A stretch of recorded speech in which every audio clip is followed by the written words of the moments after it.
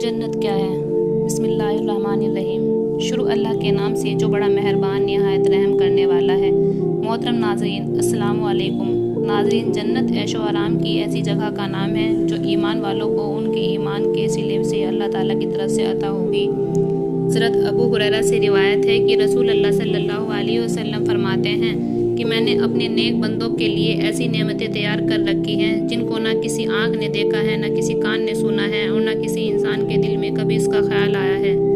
کوئی آدمی بھی ان نعمتوں کو نہیں جانتا جو ان بندوں کے لیے چھپا کر رکھی ہیں، جن میں ان کی آنکھوں کے لیے ٹھنڈک کا سامان ہے۔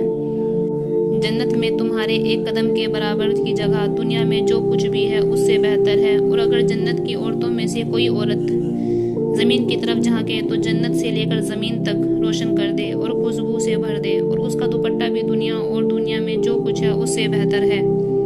جنت میں ایک درخت ایسا ہے کہ سوار اس کے سائے میں 100 سال بھی چل لے تو اسے پار نہ کر سکے، اور تم چاہو تو یہ آیت پڑھو، وَظِلٍّ مَمْدُودٍ، اور جنتی لمبے سائے تک اس درخت کے نیچے رہے گا۔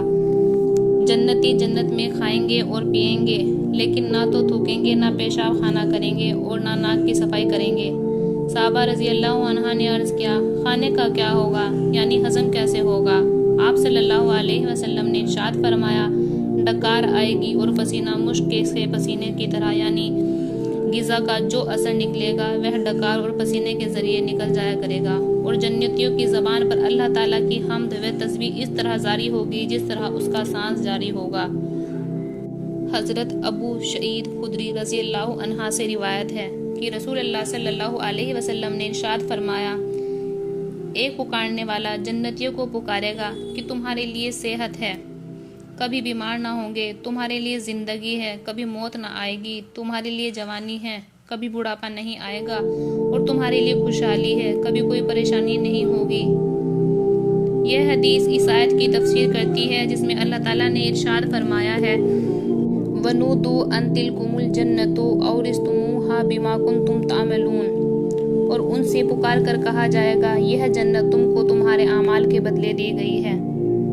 نبی کریم صلی اللہ علیہ وسلم فرماتے ہیں، جس شخص نے اس بات کی گواہی دی کہ اللہ تعالیٰ کے سوا کوئی معبود نہیں، وہ اکیلے ہیں، ان کا کوئی شریک نہیں، اور یہ حضرت مصطفیٰ صلی اللہ علیہ وسلم ان کے بندے اور رسول ہیں، اور حضرت عیسیٰ علیہ السلام اللہ تعالیٰ کے بندے اور ان کے رسول ہیں، اور ان کا کلمہ ہے کہ ان کی پیدائش بغیر باپ کے صرف اللہ تعالیٰ کے حکم کلمہ کن سے ہوئی، اور اللہ تعالیٰ کی طرف سے وہ ایک روح ہے، جس روح کو حضرت جبریل علیہ السلام کی پھونک کے ذریعے حضرت مریم علیہ السلام کے گریبان میں پھونکا گیا تھا۔ اور یہ ہے کہ جنت برحق ہے، دوزخ برحق ہے۔ جو ان سب کی گواہی دے اس کا عمل کیسا ہو، اللہ تعالیٰ اسے جنت میں ضرور داخل کرے گا۔ حضرت جنیدہ رضی اللہ نے یہ الفاظ بھی نکالے ہیں کہ یہ جنت کے 8 دروازوں میں سے جس سے چاہے داخل ہو جائے۔